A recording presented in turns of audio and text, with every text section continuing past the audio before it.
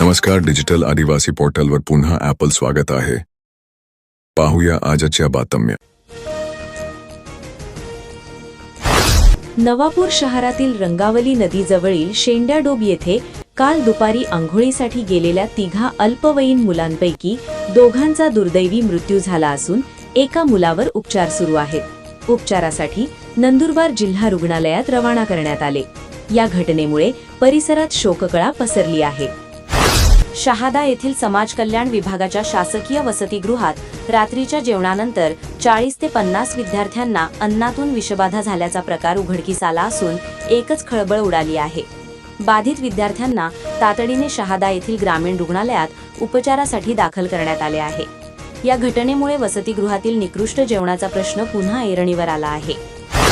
आंतरजातीय प्रेमविवाह केल्याच्या वादातून दोघांवर धारदार हत्याराने वार करून गंभीर जखमी केल्याची घटना खापर येथे घडली.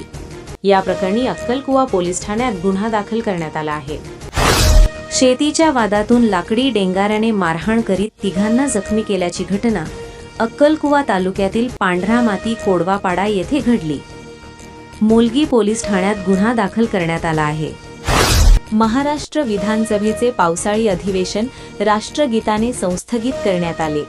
महाराष्ट्र विधानसभेचे पुढील अधिवेशन सोमवार 7 डिसेंबर 2026 रोजी नागपूर येथील विधान भवनात होणार असल्याची अध्यक्ष राहुल नार्वेकर यांनी घोषणा केली. आमदार डॉक्टर विजयकुमार गावित यांच्या नावाचे बनावट लेटरहेड तयार करून त्यांची बनावट स्वाक्षरी करीत शासनाची दिशाभूल करून सुमारे 9 कोटी रुपयांचा निधी इतर कामांसाठी वर्ग करण्यात आल्याचा आरोप करण्यात आला आहे. या प्रकरणी माजी आमदार शिरीष हिरालाल चौधरी यांच्यासह तिघांविरुद्ध गुन्हा दाखल करण्यात आला आहे. राजकीय द्वेषभावनेतून खोटा गुन्हा दाखल करण्यात आला आहे. सदर प्रकरणाशी आमचा कसलाही संबंध नाही. नगरपालिका निवडणुकीनंतर काही राजकीय हितशत्रू आमच्यावर सातत्याने खोट्या केसेस दाखल करीत असतात. याआधीही आमच्याबाबत असे प्रकार झाले आहेत. आमची बदनामी करणे हा राजकीय हितशत्रूचा एकमेव हेतू यामागे आहे, असे रवींद्र चौधरी म्हणाले. नंदुरबार पोलीस स्टेशनचे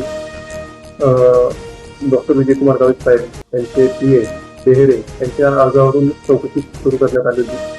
चौकशीची निष्पन्न झालेला आहे की सदरचा गुन्हा डॉक्टर माजी आमदार शिरीष चौधरी व त्यांच्या सहकार्यांनी केल्याचं प्रथमदर्शनी दिसून येत आहे.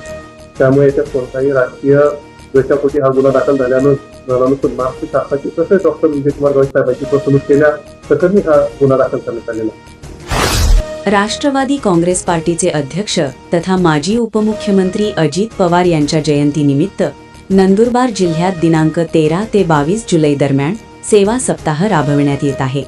या सेवा सप्ताहात विविध उपक्रमांचे आयोजन केले असल्याची माहिती राष्ट्रवादी काँग्रेसचे जिल्हाध्यक्ष डॉक्टर अभिजित मोरे यांनी दिली. नंदुरबार तालुक्यातील दहिंदुले येथील जिल्हा परिषद शाळा व शिवशंकर विद्यालयात कृभोकोतर्फे सहकार सप्ताहानिमित्त स्वच्छता अभियान राबविण्यात आले. कार्यक्रमाच्या अध्यक्षस्थानी नंदुरबार कृभोचे माजी चेअरमन दीपक मराठे होते. याप्रसंगी शेतकी संघाचे मॅनेजर कृष्णा पाटील, कृभोकोचे जिल्हा व्यवस्थापक संदीप ढाकणे, दहिंदुले बुद्रुकचे सरपंच राजेंद्र वळवी, उपसरपंच गणेश पाटील, दहिंदुले खुर्दचे उपसरपंच विविंद्र राजपूत आदी उपस्थित होते. नंदुरबार तालुक्यातील सुंदरदे येथे जिल्हा परिषदेचे मुख्य कार्यकारी अधिकारी नमन गोयल यांनी भेट देऊन घरकुलांच्या कामांची पाहणी केली. अपूर्ण कामे वेळेत पूर्ण करण्याचे निर्देश संबंधित अधिकाऱ्यांना दिलेत. तसेच घरकुल लाभार्थ्यांशी संवाद साधून अडचणी जाणून घेतल्या. नंदुरबार जिल्हा वकील संघाची 2026-27 साठी निवडणूक घेण्यात आली. या निवडणुकीत ॲडव्होकेट मनोजकुमार मोरे हे अध्यक्षपदी भरगच्च मतांनी विजयी झाले आहे. नंदुरबार तालुक्यातील आकराळे येथील हभप शांताराम रतन धनगर यांना ज्येष्ठ वारकरी पुरस्कार देऊन सन्मानित करण्यात आले आहे. 10 जुलैच्या शासन निर्णयाने नगर परिषद व नगर पंचायतीतील शिक्षक, अधिकारी, कर्मचाऱ्यांसाठी राष्ट्रीय निवृत्ती वेतन योजना लागू करण्यात आली आहे. यामुळे NPSचा लाभ मिळणार असल्याने हजारो शिक्षकांना दिलासा मिळाला आहे. अशाच नवनवीन बातमीसाठी आपल्या YouTube चॅनल डिजिटल आदिवासी पोर्टलला सबस्क्राईब करून घ्या.